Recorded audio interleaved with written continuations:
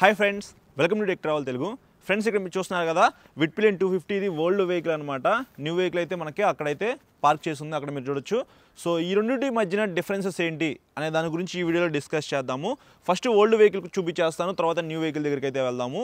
Old వెహికల్లో మీరు first engine గురించి మాట్లాడుకున్నట్లయితే ఇది డివైఎస్ ఇంజిన్ అనమాట. సో ఇది డివైఎస్ ఇంజిన్తో లభిస్తూ ఉంది. అలాగే మనకి స్వింగ్ ఆర్మ్ అయితే ఓల్డ్ కేటీఎంలో మీకు స్వింగ్ ఆర్మ్ ఎలా ఉంటుందో తెలుసు కదా, అలాంటి స్వింగ్ ఆర్మ్ అయితే ఇచ్చారు. అలాగే ఇక్కడ రేడియేటర్ అయితే కొద్దిగా చిన్న రేడియేటర్ అయితే ఉందన్నమాట. స్ట్రైట్గా ఫ్లాట్గా చిన్న రేడియేటర్ అయితే ఇచ్చారు. ఫ్రంట్స్ అయినా మడ్గార్డ్ కూడా కొద్దిగా చిన్నగా అయితే ఇచ్చారనమాట. కొత్త దాంట్లో కొద్దిగా పెద్దగా అయితే ఇచ్చారు, అది కూడా నేను తర్వాత మీకు చూపిస్తాను. హ్యాండిల్ విషయానికి వస్తే క్లిప్ అండ్ హ్యాండిల్ బార్స్ అయితే ఇచ్చారు. కెఫే రేసర్ లుక్లో అయితే ఉండిద్ది అనమాట చూస్తానికి.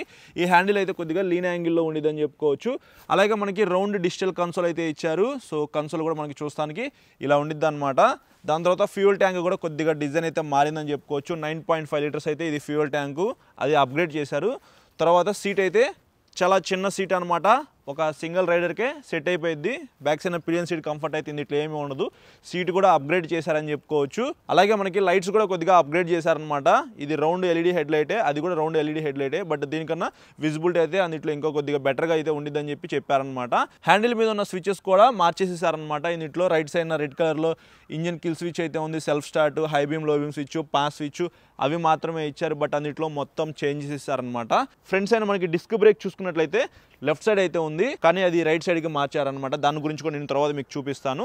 ఇంకా ఇక్కడ మనకి ఎగ్జాస్ట్ చూసుకున్నట్లయితే మనకి డెడికేటెడ్గా బయటకి అయితే వచ్చిందనమాట. కావంటే ఇది చేంజ్ చేసుకునే వాళ్ళనమాట. ఇప్పుడు మనకి అండర్ బెల్లీ ఎగ్జాస్ట్ అయితే ఇచ్చారనమాట, అదొకటి నేను నోటీస్ చేశాను. అలాగే బ్యాక్ సైడ్ సస్పెన్షన్ కూడా మనకి కొద్దిగా రైట్ సైడ్కి అయితే మార్చారనమాట. హాఫ్ సెట్ సస్పెన్షన్ అని చెప్పుకోవచ్చు, మోనోషాక్ అనమాట.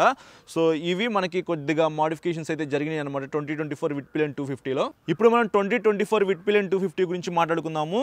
ఫ్రెండ్స్, ఇక్కడ మీరు చూడొచ్చు హుస్క్వర్నా విట్పిలియన్ 250 2024 మోడల్ అనమాట. వెహికల్ అయితే చూస్తానికి ఇలా ఉండిద్ది, వైట్ కలర్లో. నాకైతే చాలా బాగా నచ్చిందనమాట. ఇక్కడ మీకు విట్పిలియన్ అని చెప్పేసి రాశారు. 9.5 లీటర్స్ ఫ్యూయల్ ట్యాంక్ ఓల్డ్ది, ఇది 13.5 చేశారనమాట. ఫ్యూయల్ ట్యాంక్ కెపాసిటీ కూడా పెంచారని చెప్పుకోవచ్చు. ఫస్ట్ మనం ఇంజిన్ గురించి మాట్లాడుకుందాము. ఇంజిన్ విషయానికి వస్తే ఇది ఎస్ఓఎస్ ఇంజిన్ అనమాట. పాతది డివోఎస్ ఇంజిన్ అయితే ఉండేది. ఆ ఇంజిన్ రిఫైన్మెంట్ కానీ అది చాలా బాగుండేది, బట్ వీళ్ళు ఎస్ఓఎస్ ఇంజిన్ తీసుకొచ్చారు వెయిట్ తగ్గించడానికి. రిఫైన్మెంట్ అయితే చాలా బాగుండేదని చెప్పారు. నేను ఇంకా రైడ్ చేయలేదు, రైడ్ చేసినప్పుడు మీకు డెడికేటెడ్గా వీడియోలో డిస్కస్ చేస్తాను అనమాట ఇంజిన్ గురించి. బట్ ఇది ప్రజెంట్ ఎస్ఓఎస్ ఇంజిన్తో లభిస్తూ ఉంది.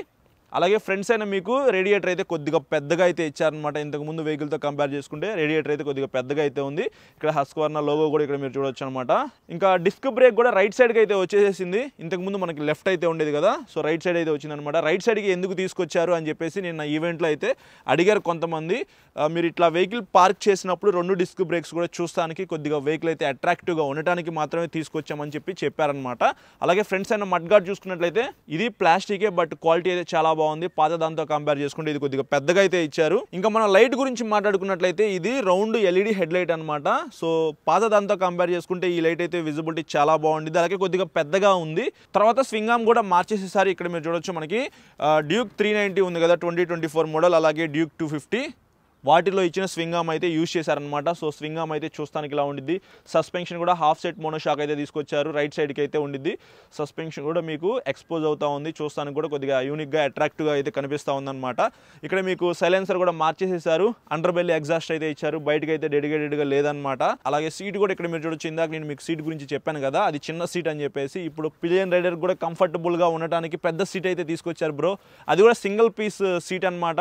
తర్వాత హ్యాండిల్ గురించి మాట్లాడుకున్నట్లయితే ఇది single piece metal handle bar అయితే ఇచ్చారు, కొద్దిగా వైడ్ అయితే ఉంది, కంఫర్ట్ అయితే చాలా బాగుంది. ఇంతకు ముందు వెహికల్లో మనకి క్లిప్ ఆన్ హ్యాండిల్ బార్స్ అయితే ఇచ్చారు, అది కొద్దిగా లీన్ యాంగిల్ ఇలా అయితే కూర్చోవాలి, బట్ ఇప్పుడు ఆ ప్రాబ్లం అయితే ఏం లేదనమాట. ఇది సిటీలో తిరగడానికి కంప్యూటర్ వెహికల్ లాగా వాళ్ళు డిజైన్ చేశామని చెప్పారనమాట నిన్న నైట్ ఈవెంట్లో. అలాగే మనకి అందులో రౌండ్ కన్సోల్ అయితే ఇచ్చారు కదా, దీంట్లో స్క్వేర్ కన్సోల్ అయితే ఇచ్చారు. దానికన్నా ఇందులో ఇంకా విజిబిలిటీ అయితే చాలా బాగుండిద్ది. బ్రేక్ లెవర్స్ కూడా కొద్దిగా మార్చేసేసారు. హ్యాండిల్ మీద ఉన్న స్విచెస్ క్వాలిటీ కూడా చాలా బాగుంది. ఇంతకు ముందు స్విచెస్ అయితే చాలా బేసిక్ అయితే ఇచ్చారనమాట.